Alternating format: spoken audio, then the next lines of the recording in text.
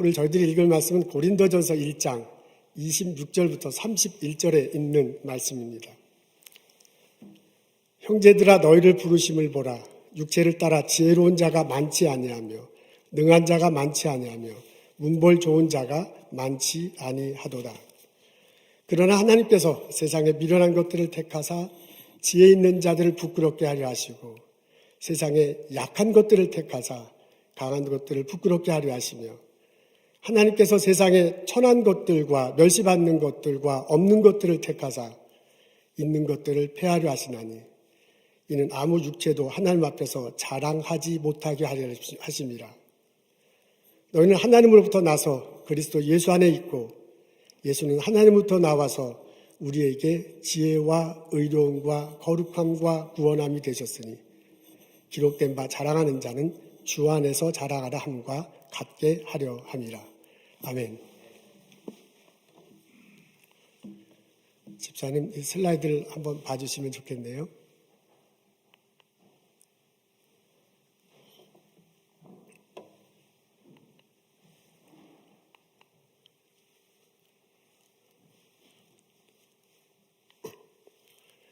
이제 준비가 됐습니다. 어린이들이 좋아하는 만화 영화 중에 톰과 제리라는 것이 있습니다. 톰은 고양이죠. 제리는 생쥐입니다. 이 둘이 티격태격합니다. 근데 이 덩치로 보나 존재 이유로 보나 고양이가 항상 이길 것 같은데 결말은 그렇지 않습니다. 처음에는 고양이가 기세등등, 만화 영화 시작할 때는 기세등등 하잖아요. 근데 끝날 무렵에 보면 항상 생쥐한테 당합니다. 고양이는 덩치 큰 고양이는 고양이는 좀 어려워하고 그리고 결말 보면 생쥐는 행복합니다. 어린이들이 이 만화를 상당히 좋아한다고 그래요. 그 이유는 뭐냐면 자기도 작은데 조그만 생쥐가 큰 고양이를 이기기 때문이라고 합니다. 자기와 생쥐를 동일시하고 그 조그만 것이 이기니 너무 좋아서 어린이들도 좋아한다고 합니다. 저희들 성인이 됐습니다. 그런데 여전히 우리들 마음속에는 어린애 심보 같은 것들이 있어요. 우리도 어떻게 보면 어린애들 좋아하듯이 저 톰과 제리 만화 영화를 좋아하는 마음가짐이 있습니다. 오늘 저희들은 성경 고린도전서 1장 말씀을 읽습니다. 이 말씀을 읽으면 왠지 마음에 시원함을 느낍니다. 왜냐하면 이 말씀을 얼른 쓱 보면요. 하나님께서 비련한 자들, 비천한 자들, 없는 자들, 약한 자들을 택해서 지혜 있다 큰 소리 치는 사람들, 강하다고 말하는 사람들, 무언가 가진 게 많은 사람들을 치료하신다, 폐하하신다라는 소리로 들리기 때문입니다. 어린이들 표현, 우리 톰과 제리로 표현하자면 하나님은 아이고 이 생쥐를 상당히 좋아하시고 고양이를 싫어하시는 게 아닌가라는 그런 생각이 들 정도입니다. 저희들은 이민 1세대로 미국에 살고 있습니다. 이민 1세대로 미국에 와서 미국 사람들이 일단 우리보다 덩치가 크잖아요. 그리고 확실히 우리보다 영어를 잘하잖아요. 확실히 우리가 알지 못하는 이 문화, 또 다른 세상 속에서 살아가고 있습니다. 그러다 보니까 우리도 좀 주눅이 들 때가 있어. 다 그런 건 아니죠. 그게 다 옳은 건 다 그런 건 아니지만 심리적으로 그럴 때가 있습니다. 나도 모르게 조금 고양이 앞에 선 생쥐 같은 느낌이 들 때도 있습니다. 그런 마음을 가지고 오늘 본문을 읽어보면 뭔가 시원해, 뭔가 좀 확 뚫리는 것 같아. 하나님은 생쥐를 좋아하시고 하나님은 고양이를 싫어하시지 않는가라는 그런 생각이 들기도 합니다. 그래서 은혜가 되기도 합니다. 근데 오늘 본문을 곰곰이 읽고 깊이 묵상하면 질문이 생겨요. 그러면 하나님은 항상 약자를, 미련한 자를, 힘없는 자를 좋아하시고 하나님은 항상 지혜 있는 사람을, 강한 사람을, 무언가 가진 사람을 싫어하는가? 그럴 것 같지는 않습니다. 여기서 말하는 게 하나님은 항상 생쥐를 위하고 고양이는 위하지 않는다는 뜻인가? 그럴까? 하는 질문이 생깁니다. 이런 질문을 가지고 오늘의 본문을 들여다보면 특별히 29절과 31절의 구절이 눈에 들어옵니다. 29절에 이렇게 적혀져 있습니다. 이는 아무 육체라도 하나님 앞에서 자랑하지 못하게 하려 하십니다. 26절부터 29절이 같은 내용을 갖고 있어요. 같은 소문단이거든요. 그 끝에 자랑하지 않게 한다라고 이렇게 적혀져 있습니다. 그 밑에 있는 것은 31절입니다. 30절과 31절이 같은 내용을 갖은 소문단이거든요. 거기에서는 자랑하는 자는 주 안에서 자랑하라 라고 이렇게 적혀져 있습니다. 자랑이라는 단어가 둘 나와요. 근데 앞에는 자랑하지 못하게 하는 거고요. 뒤에 자랑은 자랑하게 하려는 것입니다. 앞에는 26절부터 29절이 같은 내용이에요. 같은 문단이에요. 거기에서 있는 것들은 하나님 앞에서 자랑하지 않는 것이 좋겠다라고 하나님이 바울을 통해서 권면합니다. 거기에 나와 있는 것들이 대체로 이런 거예요. 지혜 있다고 생각하는 사람, 힘 있다고 생각하는 사람, 권력과 학벌이 있다고 생각하는 사람, 능력이 있다고 생각하는 사람들, 그래서 그것을 자랑하는 사람들이에요. 이 성경대로 표현하면 육체로 볼 때라는 그런 성경의 표현이 있는데요. 그러니까 우리 인간적인 눈으로 볼 때 가진 게 많은 사람들이에요. 성경에 보면 세상의 것이라고 26절부터 29절에 세상의 것이라는 표현이 나오는데요. 세상의 기준으로 볼 때 많이 갖고 강하고 능력 있는 것들이에요. 그런 것들을 하나님 앞에서 자랑하지 말라라는 뜻으로 쓰여져 있습니다.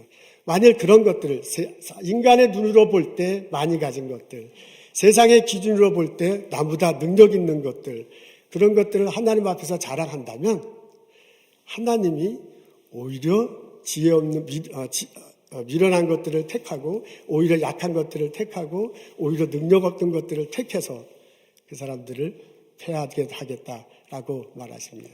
그렇다고 보면 이 26절부터 29절에서 하고 싶은 말씀은 뭐냐면 세상의 것들을 하나님 앞에서 자랑하지 말라. 다른 말로 좀 긍정의 표현으로 하자면 하나님 앞에서 겸손하라 라고 말하는 것으로 받아들일 수 있습니다. 뒤에 30절과 31절이 같은 흐름 안에 있습니다. 같은 소문단이에요. 거기에 보면 앞에는 자랑하지 말라고 했고 뒤에는 자랑하라고 그랬습니다. 그리고 자랑하라고 한 내용이 30절에 적혀져 있습니다. 우리 앞에 있거든요. 다 같이 한 목소리로 읽겠습니다. 너희는 하나님으로부터 나서 그리스도 예수 안에 있고 예수님 하나님으로부터 나와서 우리에게 지혜와 의로움과 거룩함과 구원함이 되셨으니 이게 30절의 내용이고요. 그 다음에 31절에 이것을 자랑하라 라고 말하고 있습니다. 하나님이 계시네요. 그 하나님으로부터 예수님이 왔고 그 하나님으로부터 우리가 왔는데 그 하나님으로부터 온 예수님과 우리가 예수님을 믿어서 우리가 예수님 안에서 예수님과 하나가 됐어. 그러니까 너희들이 예수님 안에 있다는 것, 그것을 자부심을 갖고요. 그 예수님을 믿고 예수님 안에 있어서 예수님으로부터 얻어진 게 있어요. 예수님으로부터 주어진 게 있어요. 그게 의로움이다, 거룩함이다, 지혜다, 구원이다 이렇게 적혀져 있네요. 그런 것들을 자랑하라 라고 말하고 있습니다. 아멘, 할렐루야. 그렇다면 오늘의 본문을 보면 명확하게 우리가 이해할 수 있습니다. 하나님이 바울을 통해서 고린도 교회에게 말씀해 주시고 우리에게 말씀해 주시는 것은 이것입니다. 세상의 것들을 하나님 앞에서 자랑하지 마라. 오히려 세상의 것들, 세상의 기준으로 볼 때, 인간의 눈으로 볼 때 좋다고 많이 가졌다고 하는 그것에 대해서 자랑하지 말고 하나님 앞에서 겸손하라. 오히려 예수님 안에 있는 것에 대해서 자부심을 가지고 예수님 안에 있기 때문에 주어진 것에 대해서 자랑하라 라는 말로 받아들일 수 있습니다. 아멘, 할렐루야. 하나님 앞에서 겸손하고 예수님 안에서 자랑하는 나와 여러분 되시기를 소원합니다. 오늘 본문이 말해주는 것은 내가 많이 가졌는가 적게 가졌는가 그게 아니네요. 여기서 말해주는 것은 하나님 앞에서 내가 무엇을 자랑하는 건가. 내가 적게 가졌던 많이 가졌던 하나님 앞에서 겸손하면 되는 겁니다. 내가 적게 가졌냐 약자냐 강자냐 그건 상관이 없습니다. 하나님 안에서 주어진 것, 예수님에 대해 얻어진 것 그것을 자랑하면 됩니다. 오늘의 본문은 우리들에게 말해주고 있습니다. 하나님 앞에서 겸손하십시오. 예수님을 자랑하십시오. 이 하나님 말씀이 우리들 세상에 살아가는 우리들 속에서 똑똑하게 들리기를 주님의 이름으로 기도합니다. 아멘. 이 가르침은 다른 말로 표현하자면, 그러니까 우리가 이 세상에 살아가는 우리식으로 표현하자면 소유 중심의 삶이 아니라 관계 중심의 삶을 살아라 라는 것으로 해석하고 받아들일 수 있습니다. 여러분 26절부터 29절에 나온 것들은 인간 눈으로 볼 때, 세상의 기준으로 볼 때 강한 거예요. 많이 가진 거예요. 좋은 거예요. 남들 앞에 큰 소리 칠 수 있는 거예요. 그걸 자랑하지 말라고 했거든요. 그러니까 그 말은 다른 말로 표현하면 소유 중심의 삶을 살지 말라, 그런 내용입니다. 30절부터 31절의 내용을 보면 예수님 안에 있기 때문에 예수님 안에서 얻어진 거거든요. 그 30절과 31절에 보면 그러니까 앞에는 26절과 29절은 내가 갖는 거야. 내가 노력해서 얻으려고 하는 건데요. 30절부터 31절에 보면 그게 아니라 예수님 안에서 관계를 맺기 때문에 예수님으로부터 주어지는 거예요. 그러니까 앞에는 소유가 먼저고요. 뒤에는 관계가 먼저입니다. 이런 식으로 해석하자 보면은 오늘 본문은 우리들에게 이렇게 다가옵니다. 소유 중심의 삶을 살려고 하지 말고 관계 중심의 삶을 살아라. 그것이 하나님 앞에서 옳은 것이다 라고 가르쳐 주고 있습니다. 보스턴에서 이미 1세대로 살아가는 우리들은 나도 모르게 소유 중심의 삶을 살기가 쉽습니다. 우리 본성이 그래요. 우리는요, 갖고 싶어 해요. 내 것으로 소유하고 싶은 게 우리들 본성이에요. 어린 시절에서 다 이렇게 꼭 집어서 말하지 않지만 나 어렸을 때 그런 마음들 있었잖아요. 내가 사실 많이 가지면 좋지. 그게 부든, 그게 권력이든, 그게 학문이든, 그게 명예든 많이 가지면 좋지. 그게 적게 갖는 게 뭐가 좋아요. 우리는 많이 갖고 싶은 본성이 있습니다. 이것은 나뿐만 아니라 나와 같이 있는 모든 사람들이 다 그래요. 나하고 일하는 저 동료들, 우리 옆집에 사는 사람들 마음은 똑같아. 근데 나도 많이 가지려고 하는데 저 사람도 많이 가지려고 하니까 우리가 뭐 다 그렇구나 하면서 그냥 그렇게 살아가는 겁니다. 이것은 이 사회 분위기도 그렇습니다. 이 사회는 많이 가진 사람, 능력 있는 사람, 강력한 사람, 부유한 사람을 존경하는 것처럼 하는 그런 분위기지, 미련한 사람들, 적게 가진 사람, 약한 있는 사람을 존경하는 그런 분위기는 아니잖아요. 그게 뭐 여러 부류가 있고 여러 측면이 있기 때문에 꼭 집어서 말하기는 어렵지만 사회 분위기는 가진 자들을, 많이 있는 사람을 존경하는 것처럼 되어 있는 게 솔직한 이런 환경입니다. 우리는 이런 분위기 속에서 살아가고 있습니다. 이런 분위기 속에서 살아가는 게 이게 윤리적으로 보나 인간적으로 보나 이게 신앙적으로 이게 좋지 않다는 것을 알기는 아는데요. 이 분위기 속에서 벗어나기는 상당히 어렵습니다. 내 안에 본성이 있고 내 안에 욕심이 있기 때문에 그렇습니다.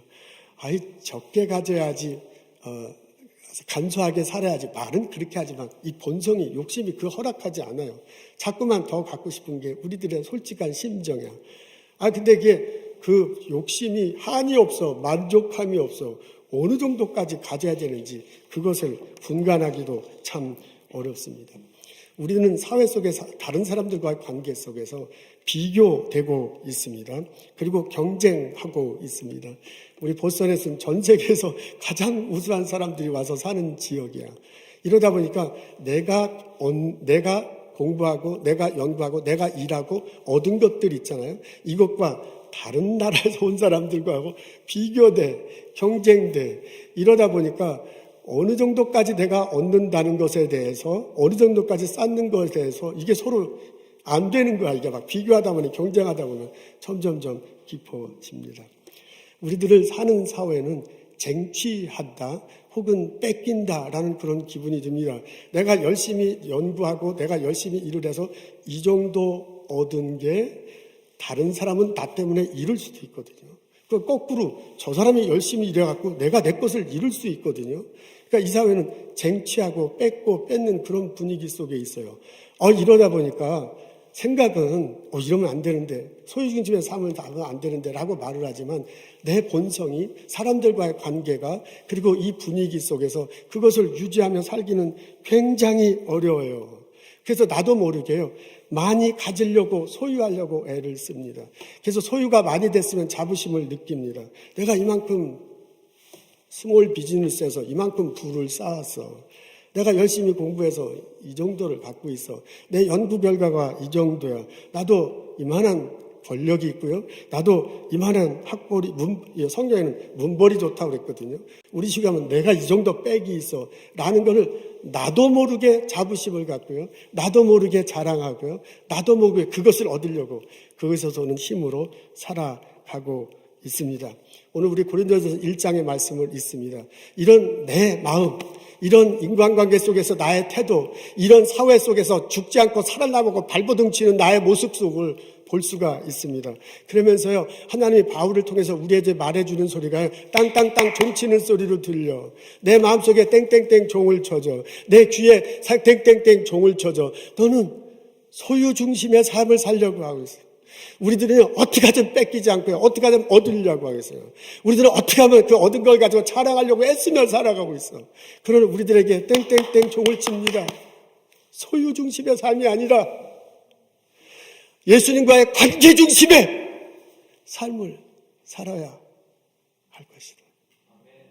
하나님이 바울을 통해 우리에게 던져주는 이 말씀을 마음으로 받아들이고 소유 중심의 삶이 아니라 관계 중심의 삶으로 변화되는 나와 여러분 되시기를 주님의 이름으로 축원합니다. 하나님은 우리가 예수님을 자랑하고 살 때 우리에게 필요를 채워주십니다. 때때로는 우리에게 풍족하게 주셔서 많은 것들을 소유하게 해주십니다. 하나님은 우리의 필요를 채워주시기 원하시는 게 하나님의 마음이십니다. 하나님이 이 세상을 만드셨잖아요. 6째 날 인간을 만드셨어. 그리고 그 전에 만드신 모든 것들을 보여주시며 보기에 좋다고 말한 모든 것들을 보여주시면서 생육하고 번성하라, 정복하고 다스리라 그랬어요. 그리고 마지막 날은 하나님과 함께 안식을 취하셨어요. 거기서 말하는 게 뭐예요? 이 세상 모든 걸 만들어 놓고 인간에게 가장 먼저 요구한 것은 하나님과 인간과의 관계예요. 그렇죠? 그 관계가 잘 되면 다른 세상 질서하고 관계가 잘 되는 거예요. 우리식으로 보면 하나님과의 관계가 정립됐을 때 세상의 모든 것들을 다스리고 정복할 수 있어요. 소유하고 있어요. 그러니까 하나님은 관계가 먼저고 소유가 나중입니다. 아담과 이브가 선악과 나무를 보고 지난주에 우리 주일학교 설교 때 봤죠? 보기에 좋은 거야. 그걸 갖고 싶어. 소유하고 싶어. 그러니까 하나님이 하지 말라 그랬는데 하나님과의 관계보다는 소유하고 싶은 마음이 더 큰 거야. 그래서 선악과를 먹습니다. 그러면서 관계 중심의 삶이 깨지고요. 소유가 우선인 그런 삶으로 변하게 됐습니다. 그러다 보니까 그냥 인간 간의 관계도 깨지는 일이 벌어졌습니다.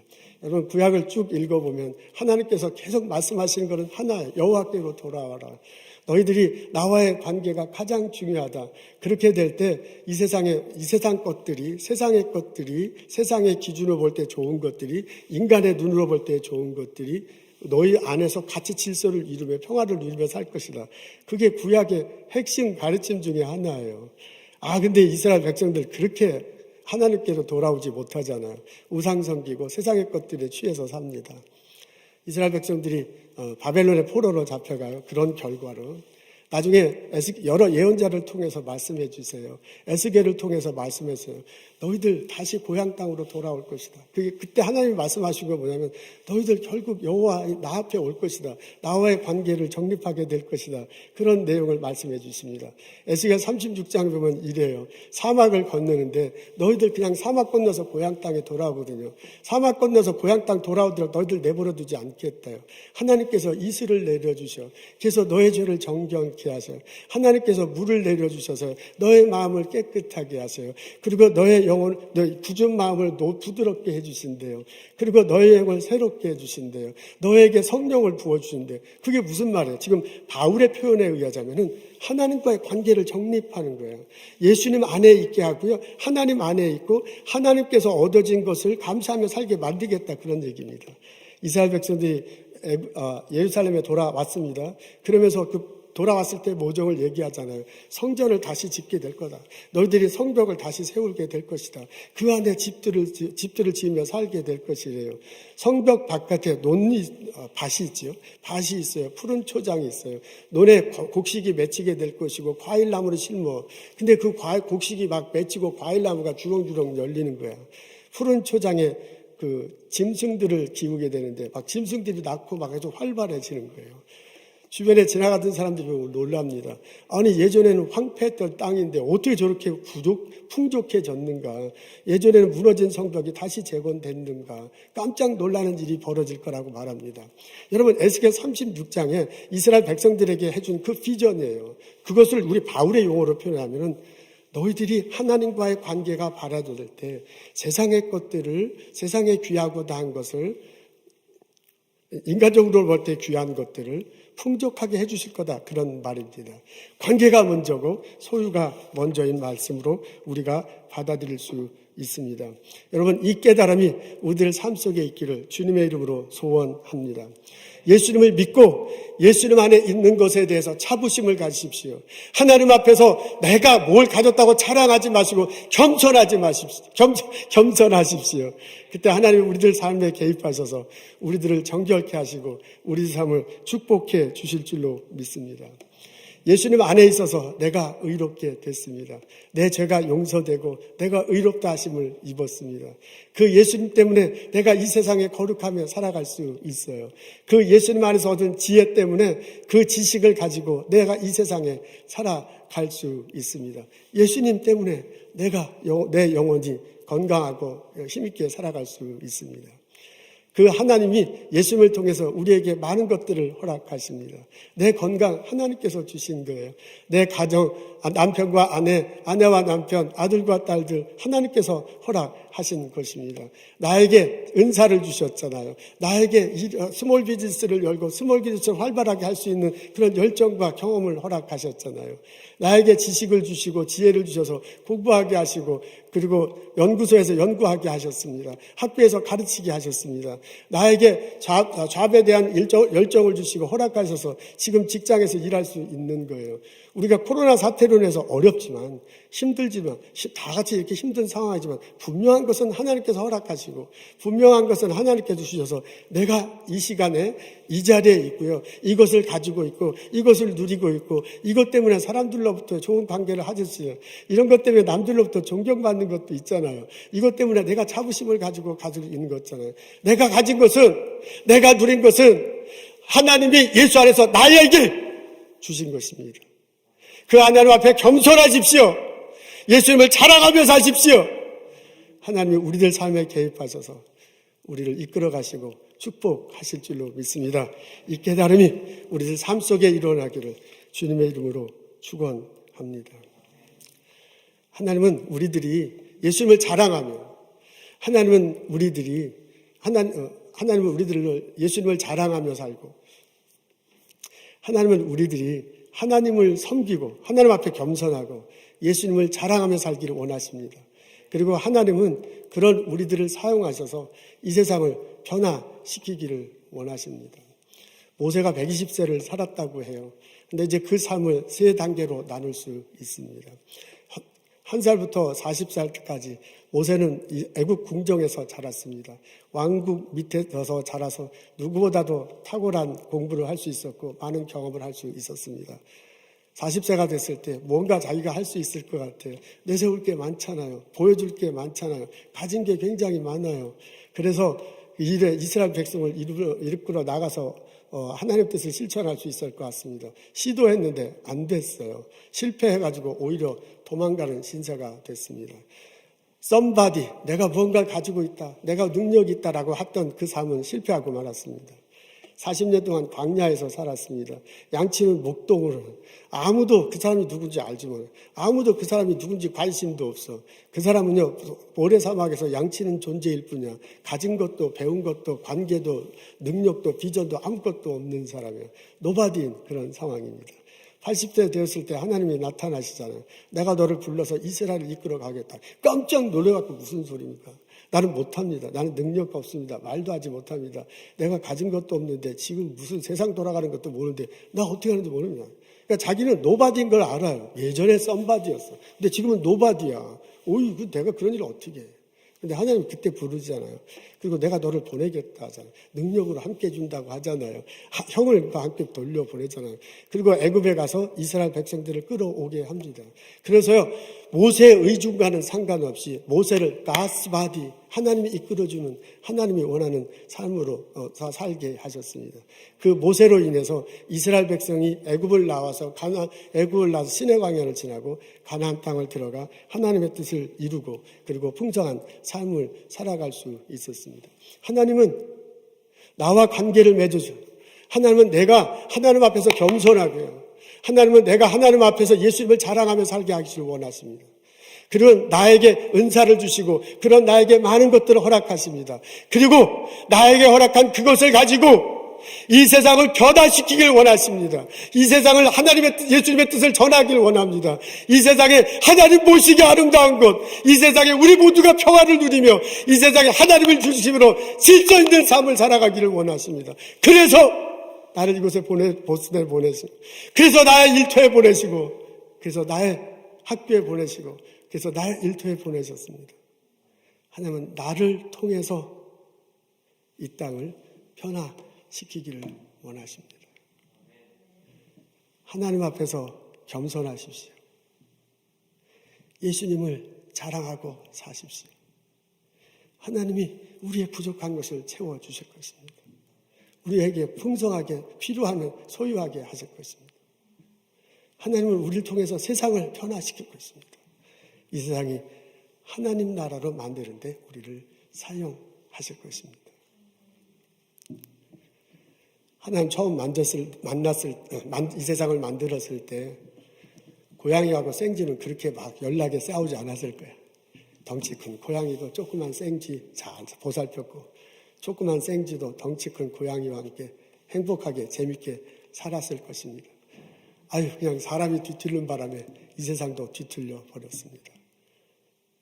우리가 하나님 앞에 겸손할 때, 우리가 예수님을 자랑하며 살아갈 때, 나를 통해서 이 세상이 다시 하나님 보시기에 아름다운 땅, 이 세상에 하나님 중심으로 질서가 세워져, 이 세상에 하나님 중심으로 평화가 깃드는 그런 세상으로 바뀌게 될 것입니다.